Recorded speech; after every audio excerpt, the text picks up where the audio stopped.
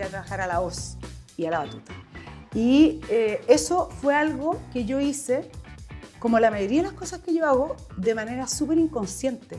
Porque en realidad yo todo el tiempo pensaba que yo estaba trabajando en algo que me era relativamente fácil, que yo podía aprender, que yo era sociable, tenía buen trato con la gente, me gusta mucho estar con gente y conversar y interactuar, no me agobia, no me siento tímida, no me siento tampoco atropellada, me gusta el servicio. Entonces siempre pensé que era algo que yo estaba haciendo estrictamente como una estudiante que quiere obtener recursos en algo que le es posible. Nunca lo pensé como un oficio al cual dedicarme profesionalmente. Pero ya, por supuesto que un día me puse a llorar porque me di cuenta que teníamos 20 años y tenía 15 años de pega continua, así como si no puedo ser tan joven y llevar tantos años trabajando. Pero estudié ingeniería comercial, estudié después arte y cuando me puse a trabajar, en lo que yo pensé al tiro fue en marketing. Yo dije, yo tengo mucha experiencia en venta, y voy a estudiar y voy a trabajar en algo que sea publicidad, marketing, eso. Y porque en el colegio, en la época de nosotros, bueno, ustedes, no sé, pues tú estudiaste Derecho, yo estudié Ingeniería Comercial, pero nadie estudiaba cocina, nadie estudiaba como opciones gastronómicas. Eso vino mucho después. Había una escuela de gastronomía del INACAP, pero eran pinches de cocina, pinches no en el sentido peyorativo del término, sino que de ayudantes de cocina que aprendían a hacer juliana y los chefs, todas las cartas de todos los restaurantes se llamaban carta internacional y partían como con palta reina y terminaban con filet mignon champiñón, que era como coma champiñón. Entonces no lo vi nunca como una opción, a pesar de que mucha gente tenía pyme y tenía restaurante y todo, yo ni siquiera lo pensé. Y después, incluso trabajando, yo llegué a ser gerente de marketing de Rotary Krauss y entre medio fui Special Marketing Manager de Polygram. Trabajé en un sello discográfico, rockeando mucho tiempo. Y cuando terminé de trabajar en Rotary Krauss, fue porque quise hacer un almacén. O sea, quería seguir trabajando, o sea, como jugando a la compra y venta, pero hice el Emporio no como una fábrica de helados, sino que como un almacén de esquina, con cosas ricas, pensé en montones de cosas que, bueno, a lo mejor no conversamos, a lo mejor sí, pero de nuevo pensé en un negocio. Y cuando ya estaba en el Emporio, porque pasaron 8 años, o sea, el Emporio es del 2001, y el 2006 o el 2007 yo me asocié con Pancho, mi hermano. Y cuando nos asociamos, vimos que necesitábamos hacer algo para desarrollar el negocio, porque las cafeterías, no mucha gente lo sabe, pero las cafeterías es una patente muy limitada. En el fondo uno puede vender solo algo que le ha comprado a un tercero, es como un intermediador nomás, no es un productor, no es como una fuente de soda que tú puedes producir. Entonces Pancho dijo, tenemos que dar con algún producto que quede en la Fundación Nuestros Hijos y para la parroquia, ¿cachai? Entonces a nosotros a los dos nos gustaban los helados y éramos fanáticos de los helados del Sebastián. Por supuesto fuimos a hablar con el Sebastián para que nos vendiera helado. Y fue una complicación, no se pudo, Peche como que dijo, no, yo nunca le vendí a otras personas, es que muchas gracias, no. Y yo dije, bueno, busquemos una máquina, y ahí mi papá se entusiasmó y dijo, oye, yo me asocio, y como que pudimos desarrollar esto. Y cuando compramos la máquina, ahí me mandaron a mí, porque yo era la cocinera del grupo, digamos, a mí siempre me gustó cocinar, pero mis cocinas y mis platos de cocina limitaban al norte con el plato fondo. O sea, en mi casa un postre, una cosa como una rareza, un pedazo de chocolate te puede tocar de postre. Entonces fui a hacer el curso y mientras estaba haciendo el curso me pasó algo muy así como psicomágico, dijera Jodorowsky, que es que yo, otra vez inconsciente, como no era del mundo de los postres, no tenía idea que todas las barquilleras eran idénticas en todas partes del mundo. Entonces llegué con mi mochila, el señor que me iba a enseñar, Daniel Zúñiga, que en paz descanse, me iba a enseñar, según yo, cómo se prendía y cómo se apagaba la máquina, y un par de fórmulas para ver cómo se hacían los helados. Entonces yo pensé que yo tenía que llevar ingredientes, porque por supuesto, teresiana, ¿cachai?, pobre, etimológicamente pobre, dije, tengo que llevar mis pertrechos para hacer helado. Y llego para allá, abro mi mochila, empiezo a sacar las cosas, y don Daniel me queda mirando y me dice, ¿pero usted qué está sacando? Digo, bueno, los ingredientes para hacer helado. dice, ¿pero qué helado va a hacer? No, yo había pensado hacer un helado de manzana con cedrón, uno de miel de ulmo, uno de chocolate con ají. Y me dice, ¿pero por qué había pensado eso? Dice, si los helados son de vainilla, de stracciatella, de pistacho, aquí están las bases, se llaman Fabri, son italianas, le echa 3 cucharadas de esto, 2 de esto, lo bate en una juguera, lo mete a la máquina, on, off, y tiene su helado. Yo le dije, pero todos los helados son así. Bueno, el 99% de los helados del planeta, o sea, anda, paséate, y todas las barquilleras tienen vainilla, frutilla, no sé qué, no sé qué. Ahí hay una cosa que tiene que ver mucho contigo, con esta idea como de los detalles, de la delicadeza. El secreto del éxito del Emporio tuvo que ver con eso, básicamente. No solamente tener una oferta distinta, novedosa, a rato incluso riesgosa, porque somos buenos para la vainilla, para el chocolate y para la frutilla, sobre todo en caja. Pero ahí Pancho Undurraga es muy importante. ¿Por qué? Porque yo llegué, por supuesto, le porfié al viejo y el viejo me hizo caso y yo hice unos helados, para mí, alucinantes. El dueño de la máquina no daba crédito que estaba comiendo helado de manzana con cedrón y decía, esta mina está loca porque más se van a cuartear, se van a poner oscuros, no va a funcionar y bla, bla. O sea, como a mucha gente le produjo curiosidad. Y por supuesto llegué ese sábado, tenemos fotos, a la casa de mi hermano y yo llegué con todas las bachas, comida familiar y empezaron a probar los helados y a todo el mundo le gustó y Pancho me miró y me dijo, oye, tus helados están exquisitos, pero él, como si ya hubiera sabido de antes también que las barquilleras eran todas tradicionales, me dijo, yo no te voy a decir que no, porque en realidad estos helados son increíbles, pero ponte a la fila, o sea, ¿cuántos son los sabores? 24, 20 van a ser vainilla, frutilla, chocolate y stracciatella, y 4 van a ser miel de ulmo, chocolate peperoncino, naranja, jengibre y manzana cedrón. Y después vamos ganándole a la barquillera de a 2 en 2, o sea, como muy cauto. ¿Cuánto te demoraste en ganarle a la barquillera? 4 meses, 3 meses. ¿Y no estabas asustada? Siempre tuvimos vainilla. Sí, en un momento me dio nervio, pero me dio nervio en una experiencia como cuando uno está pololeando y se da cuenta que es el adecuado, es el compadre, es como... un vértigo positivo. Un vértigo súper positivo, ¿por qué? Porque en el fondo, si yo no me hubiera visto forzada a ir a hacer un curso de helado para sacar adelante una máquina, porque yo, del chancho se pierde el grito, o sea, yo antes muerta que perder algo. En mi casa si sobró, hay salpicón, hay carbonada, o sea, yo soy esa persona que siempre está reconvirtiendo cualquier cosa que quede.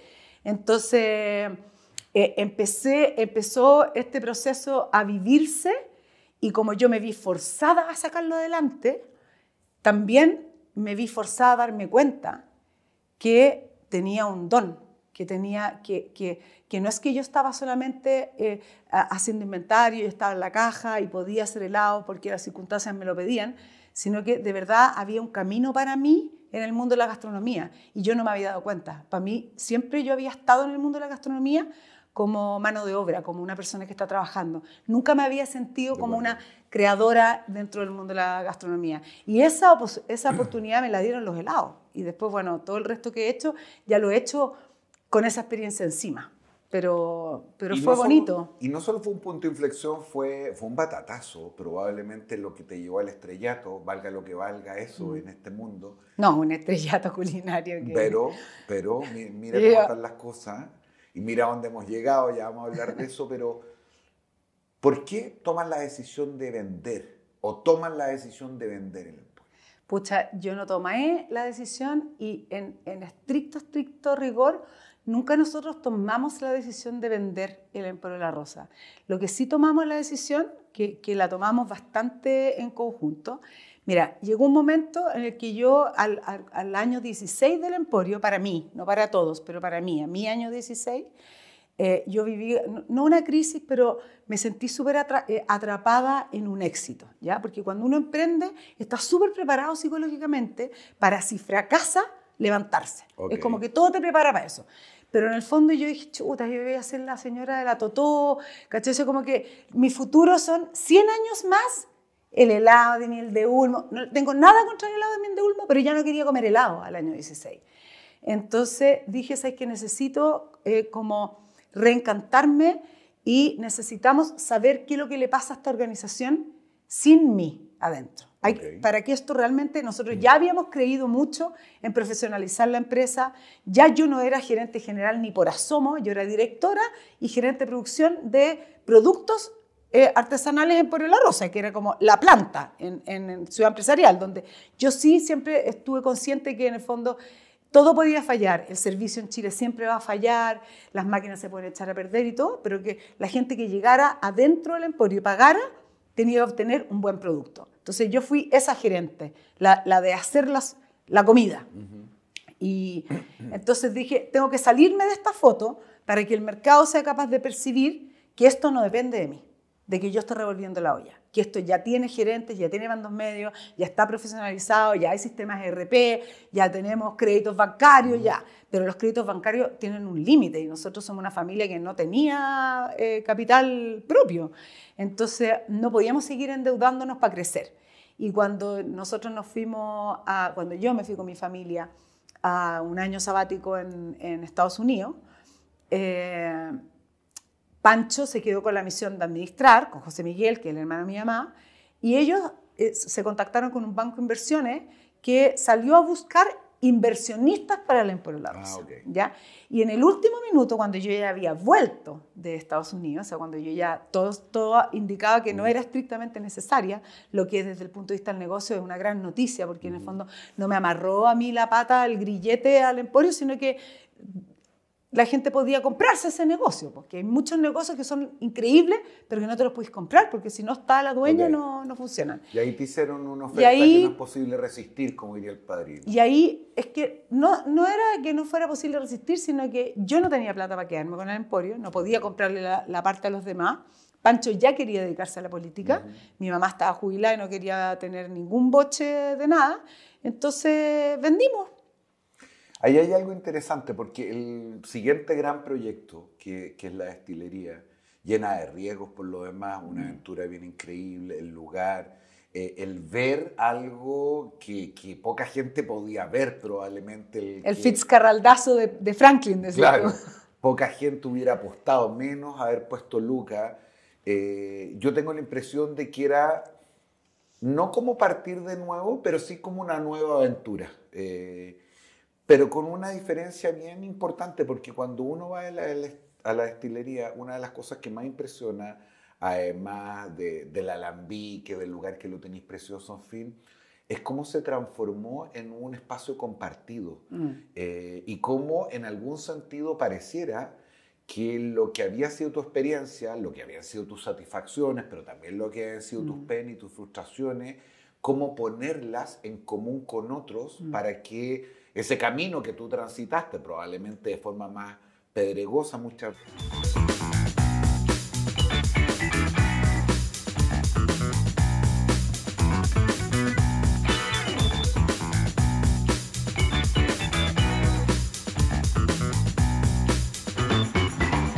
veces pudiera resultar más fácil. ¿Cuánto hay de crear una comunidad en torno a esto? Mira, este proyecto nuevo se llama La Quinta, como ese espacio, lo voy a contar porque lo he contado súper poco y porque en el fondo yo tengo una concepción de actividad económica cívica, digamos, de ciudadana. Yo soy súper política, o sea, como que de verdad pienso muchísimo el impacto que puede tener cualquier gesto de un otro sobre la comunidad.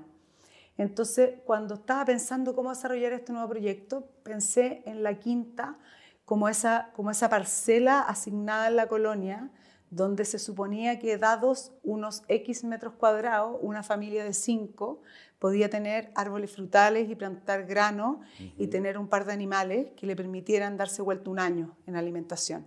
Ya, eso es una quinta. En una unidad familiar vive en una quinta, ¿ya? Y a la marca le puse quintal porque no solo es el primer contenedor donde van a dar los frutos de la tierra, el quintal de papas, de maíz, de nueces, de granos de café o de chocolate, sino que porque es una medida política colonial también, que se ajusta, existe la ley del quintal, y la tiene todo el mundo castellano, por decirlo de alguna manera, que es que ajusta cuántos kilos la sociedad va a permitir que un trabajador se tire al hombro.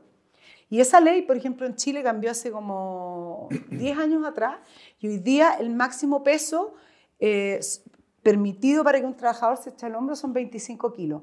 Pero partió como en 90 kilos, o sea, era una brutalidad de peso que la gente se echaba y se ponían de a 3, de a 4 sacos encima del lomo. Entonces, ¿por qué te cuento esto? Porque en el fondo yo me di cuenta con el Emporio que, y eso es algo que todos los empresarios viven, ¿ya? Y por eso que es muy loca esta conversación como de los empresarios, la sociedad, porque no hay nadie que esté más cerca de la sociedad que la gente que tiene una empresa, porque en el fondo es muy obvio en la manera en la que uno impacta su barrio, su entorno, etc. Y esa es la razón por la cual yo siempre he emprendido en Santiago Centro, porque vivo en Santiago Centro. Entonces el Emporio estaba en Santiago, ahora la fábrica está en Franklin, porque yo necesitaba un lugar que fuera una fábrica, y el lugar de fábricas de Santiago es Franklin. Ahí está el Matadero, ahí está Bio Bio, están las hojalaterías, está San Diego, están los zapatos. O sea, ese es el lugar donde se fabrica, ¿ya? Pero a mí me pasó algo muy loco, que cuando vendí el Emporio fui en busca, había visitado una destilería en Finlandia y una en Inglaterra, antiguas, y fui en busca a Brooklyn de unas destilerías hipster. Como dije, yo necesito saber cómo lo están haciendo las personas que lo están haciendo por primera vez, porque yo no voy a tener cómo replicar en Franklin una destilería de 100 años, ¿me entendí? Así como una destilería whiskera. Entonces es absurdo. Así que me fui, y cuando entré a la primera destilería, que es New York Distilling, decía desde 2008. Entonces yo me puse curiosa y dije, ¿por qué 2008? Y bueno, y les pasó a los gringos que desde la Prohibition era, en el fondo se les fue cambiar la ley, y el compadre de esta destilería hizo una enmienda constitucional para que se despenalizara el gin el 2008. Entonces él pudo tener la destilería más antigua de Nueva York en el 2008. Okay. Porque el whisky en Tennessee estaba despenalizado, la cerveza, el vino, en fin, pero el gin se les había quedado.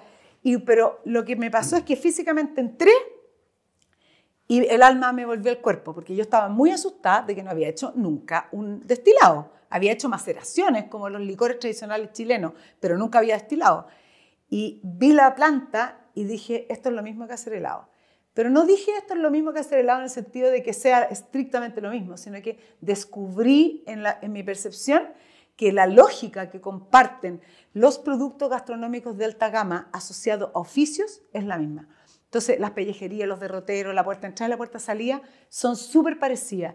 Entonces, ahí sobre la marcha de esa impresión dije, bueno, pero si ya existen los cowork, que son en el fondo compartir secretario Wi-Fi, ¿por qué no hacemos un co-factory? ¿Por qué no me encuentro un lugar gigante donde yo pueda compartir mi proyecto y el espacio de mi proyecto con otros proyectos gastronómicos? Eso tiene una profunda dimensión política, como tú misma reconocí, y cuando uno te escucha en detalle y conoce la historia de trasfondo, se da cuenta que en la política con mayúscula probablemente haya habitado. Pero no tanto en la política con minúscula, a diferencia de lo que le ocurre a tu hermano, que se ha dedicado profesionalmente a esto, y a tu marido, que no se dedica a esto, pero se la arregla para dedicarse a esto cada cierto tiempo. Extraña en una familia como la tuya, con tu personalidad, que la cosa más política desde el punto de vista profesional, con toda la exposición, no haya tenido un lugar preferente en tus proyectos personales. Es que, ¿sabes qué? Lo que pasa es que yo soy una actriz política, por no decir una actora política. Lo que pasa es que mi elemento es la acción. Yo sé hablar y soy bastante articulada, pero me piso la cola hablando y no me piso la cola actuando. Entonces, la dimensión política en la que yo realmente aporto, en la que yo realmente transformo la sociedad, es haciendo cosas. Porque yo veo como se me ocurren cosas y cosas que a los demás le dan miedo, que yo sé que son buena idea.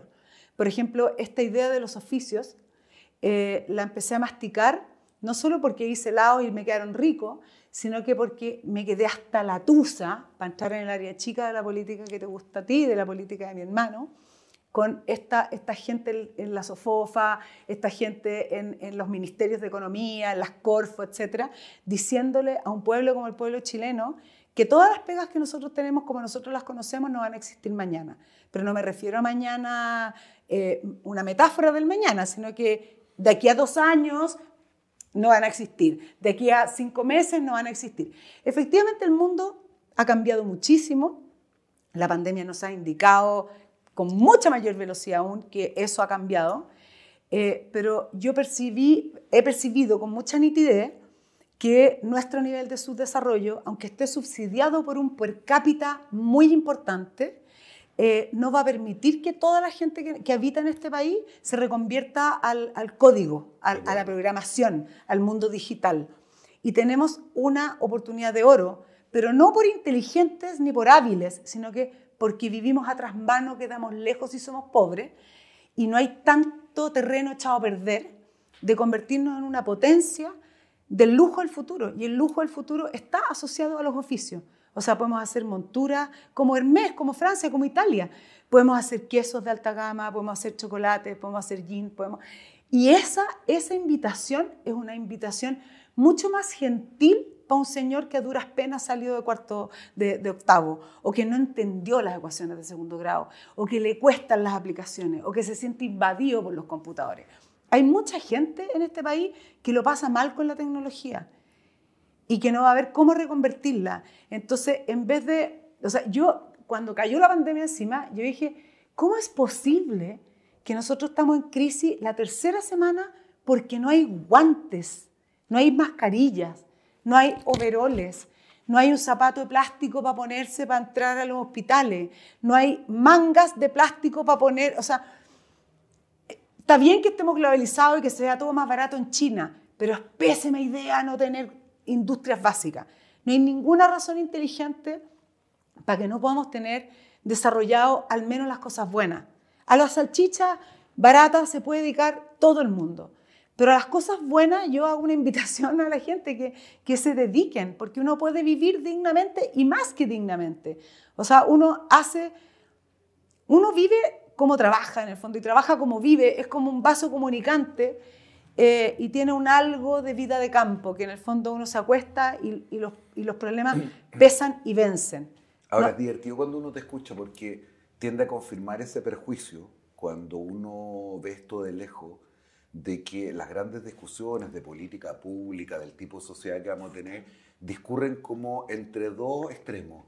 El extremo de la caricatura del empresario, que se lleva la plata para la casa. Efectivamente, que se lleva la plata para la casa, pero sobre todo que no tiene mayor motor que el que simplemente transformar de la manera más eficiente su corporación, su organización en una máquina de hacer plata, sin mirar para nada lo que está ocurriendo a su lado. Y por el frente, un burócrata, en este caso de izquierda, vamos a decir, que mira con recelo todo eso, sí, es verdad. Y no ve el valor ni conoce las penurias, las dificultades por las cuales pasan este conjunto de ciudadanos que toman la decisión de emprender, de independizarse, de asumir este tipo de riesgos. Sobre todo cuando esa gente de izquierda han pasado por alguna escuela de administración, de ingeniería comercial o de economía, ¿eh? Sobre todo. Así es. Sí, sobre todo. Ese prejuicio es heavy. Por una razón bien... Te interrumpí, perdona. No, por favor. Pero por una razón bien loca, que es que yo lo he discutido con harta gente, pero nadie me ha pescado. A lo mejor de este programa me pescan más.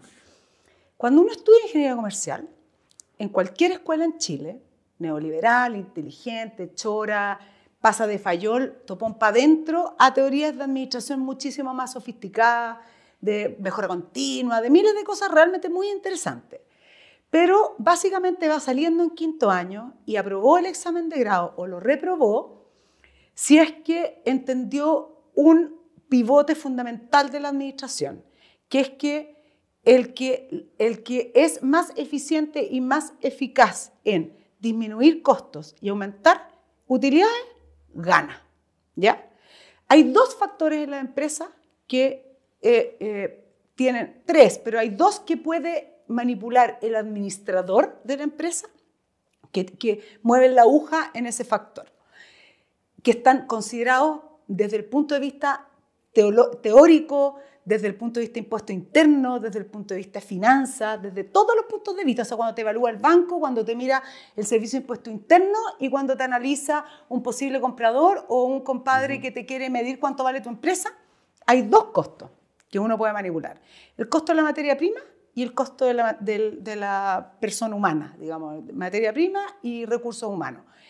Están vistos, no solo desde el punto de vista de la sociedad, sino que desde el punto de vista administrativo, como costos. ¿Y eso qué quiere decir? Un poquito complejo lo que nos estamos metiendo, pero no es tan complejo. Que si yo quiero ganar más plata, tengo que apretar a los proveedores o pagar menos.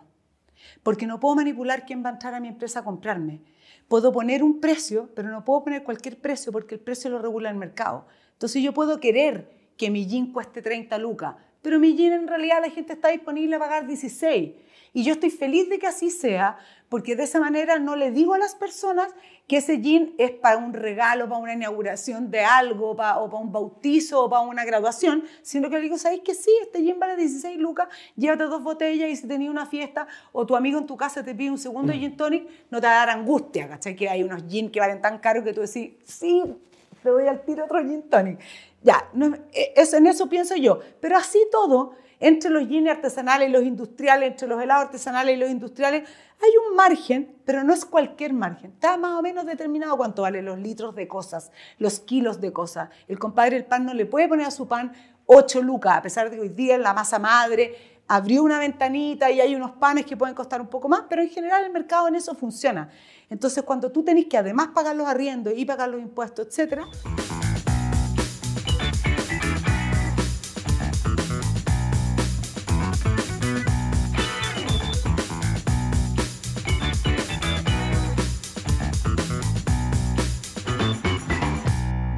tú lo único que podías cogotar es personas y recursos naturales o ingredientes. Y los ingredientes son otras personas que están detrás de esas, de esas propuestas.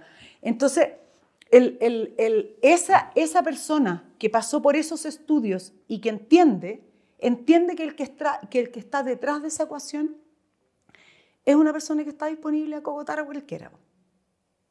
Y por eso la sospecha. Ahora, hay algo que me resulta contraintuitivo, porque no vamos aquí a suavizar la brutalidad de las reglas del mercado y la razón por la cual probablemente el precio, el que tú tomas la decisión de vender un determinado producto, depende menos de ti en esto que tú me estás explicando. Pero la vieja lógica del valor privado, digo yo, esto de la justificación de las empresas porque generan empleo, tienen utilidades, por eso pagan un legítimo impuesto, en fin, parece ser de las cosas más de modé, ya no solamente del discurso público, sino que también desde la dimensión del consumidor. Pareciera que eso, que es el valor privado transitado, algo que podemos llamar temporalmente valor social o valor público, donde las empresas, los emprendimientos tienen un rol enorme. Y puede ser incluso una buena noticia social que una empresa no tenga utilidades. Puede ser un bien social igual. O incluso desde la perspectiva de quien mira esto afuera, ni siquiera en la interacción comercial, es decir, una empresa genera valor público porque me importa como ciudadano, muchas veces aunque no tenga nada que venderme y yo no tenga nada que comprarle. Entonces, no para rebatirte, pero probablemente sí el mercado o una parte del mercado podría comprar, por ejemplo, tu jean más caro, si entendiera que ese mayor precio tiene que ver con la quinta, tiene que ver con lo que ahí se generó, tiene que ver con la defensa de los oficios y no como una cuestión voluntarista, sino como una oportunidad. ¿Cuánto de eso se puede transmitir en una marca, en una etiqueta, en una conversación como esta y que transforme de verdad, en tu experiencia, la conducta de quien en este caso compra jean? Mira, yo siempre he dicho que en el fondo la persona que emprende o que después se transforma en empresario está mucho más enamorado de la necesidad de de mover el tablero, de mover sus piezas, de generar un impacto, de ver qué es lo que le va a pasar al otro con lo que uno está haciendo. Hay un ego enorme en el buen sentido de la palabra, o sea, hay un desplazamiento de tu personalidad y tú quieres ver y experimentar con otros el efecto de tus actos, ¿ya? Hay una cosa, y esa dimensión importa muchísimo más que la utilidad, sobre todo al inicio, Okay. ¿ya? O sea, el loco, de hecho todos alrededor te dicen que eres loco, que eres pésima idea, que no vayas a ganar plata, que cómo se te ocurre, que tu familia, que eres, por ejemplo, yo ahora, que eres mujer, ¿qué estás haciendo gin? Gin es un negocio de niñitos hombres, ¿por qué estás tú haciendo gin? Es como... Ya vamos a ir a eso en un segundo más. Y ya una vez que uno se instala y que empieza a tomar conciencia de la diferencia entre el emprendedor que tiene súper buena prensa y el empresario que tiene una prensa un poco más difícil. Yo siempre me presento más ahora como empresaria que como emprendedora, pero no porque no tenga el gen emprendedor, lo tengo requete contra activo, sino que porque considero que es nuestro deber y salvación hacerle buena prensa al empresariado, porque la diferencia, en el fondo, es esto, ¿cachai? Es la letra chica, es la dirección comercial donde yo le estoy diciendo a cualquier persona que compre esta botella, caballero, si usted tiene problemas con esto, usted llame a este teléfono y ese señor no es un empresario, no, es un representante legal. Es un compadre que tiene que responder frente a la justicia por sus actos. A la justicia, a la sociedad, al barrio, a los impuestos, a todo lo que implica. Y eso te da, cuando tú lo asumes virtuosamente, te da una libertad enorme. O sea, no solo frente a las instituciones del Estado, sino que frente a la ciudadanía. O sea, uno cuando está al frente de un empresario, está al frente de alguien que está disponible a ser responsable legalmente por sus actos. De acuerdo. Y el de la feria, el colero de la feria, el hippie millennial que le gusta transar, repusar y no sé qué, no es lo mismo que alguien que se metió no solo la mano al bolsillo y gastó toda su energía, todos sus recursos, sino que es un actor social que paga impuestos y cumple las leyes. Hay algo que no se me puede ir y que tiene que ver con 3 dimensiones que han aparecido en esta conversación. Primero, la dimensión de esta niñita. Que vende limonada. Que muy temprano, vendiendo limonada, haciendo pizza, garzón en restaurantes y barwoman en discoteca, quería independizarse. Sí. Ok. Hay una segunda dimensión que ha aparecido en la conversación que tiene que ver cómo te sientes un ser humano profundamente político, sin que eso necesariamente se exprese en el ser de un partido, en el código tradicional, sino más bien en qué ha iluminado, en qué ha inspirado las decisiones que ha ido tomando en el ámbito aparentemente estrictamente privado. Y la tercera dimensión que ha aparecido tiene que ver con la del estereotipo, con la del encasillamiento, en fin. Las niñas bien no ocupan bikini, mi linda. Ese fue un libro. Coma linda. Coma linda.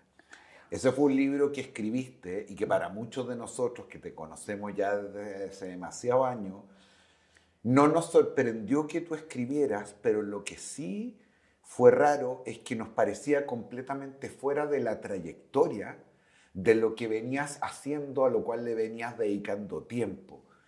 ¿Qué hay detrás de escribir ese libro? No solamente con ese título tan sugerente, ¿qué hay a propósito de la necesidad de autonomía, de ese ser profundamente político y de los estereotipos? Ya. ¿Cuál era la primera? La autonomía. La autonomía. Ya, la autonomía es algo que ha sido crucial en mi vida. O sea, nací con una necesidad de buscar mi propio camino y mi propia identidad gigantesca. Probablemente súper determinada por la existencia virtuosa y gloriosa de mi hermano Pancho, que es un hombre muy inteligente, muy capaz, realmente muy capaz. O sea, Todas las personas que lo conocen se sorprenden en 5 minutos, nadie al minuto y medio que estáis conversando con él, no solo no le ves ningún defecto, sino que le veis 3 corridas de piernas, 6 corridas de brazos, o sea, es él con su capacidad y con su... llena muchísimo los ambientes. Y su propia vida, y sus hijos, y su mujer, y todo. Pancho, no sé, pues yo fue mi socio, le tengo un amor incondicional y una admiración impresionante. Pero era imposible que él se impactara solo. O sea, entonces yo que fui la hija que vino después, por supuesto que yo creo que tuve una necesidad gigante de ir a buscar un espacio tuyo, un poco más lejos, exactamente. Más independiente, más fuera de ese ámbito. ¿Y eso más también, fuera era solo de Pancho? No, de tu familia? No, yo creo que era de Pancho por una parte, pero por otra parte también era, y a lo mejor esto me lo estoy preguntando y no lo tenía pensado, así que vamos a tirarnos un psicoanálisis. Así que si queda demasiado llorón, lo cortamos también. Pancho, por una parte, porque es evidente. O sea, yo ahora, después de todas mis terapias y todo, lo tengo clarísimo que esa figura era imposible que no me impactara positivamente, negativamente, que no fuera mi alter ego en miles de aspectos, ¿ya? Y para bien, en mi caso personal, para bien. Sino que Pancho, en esa situación social, política, etc. Por eso el título de mi novela es Las niñitas bien no usan bikini como Linda, porque es un resumen de una contradicción, o sea, de una familia muy emperifollada, por decirlo de una manera cuica, en fin. Tradicional, exactamente, con 2 padres que a su vez habían tomado una opción muy independiente. Mi papá cuando llegó el golpe de Estado, a mi mamá se le fueron 2 hermanos al exilio, ¿ya? Uno a Italia y el otro a Londres. Pancho Casitúa era comunista y se fue a Inglaterra y era escultor, y José Miguel se fue a Italia. Y en el fondo nosotros quedamos con 2 tíos menos, mi mamá muy triste, y mi papá, que venía con un vuelo gigantesco, era director presidente de la Asociación Chilena de Publicidad, la había inventado con un montón de gente, con Mito Castro, con Claudio Girolamo, tenía una agencia de publicidad increíble, de la señora más.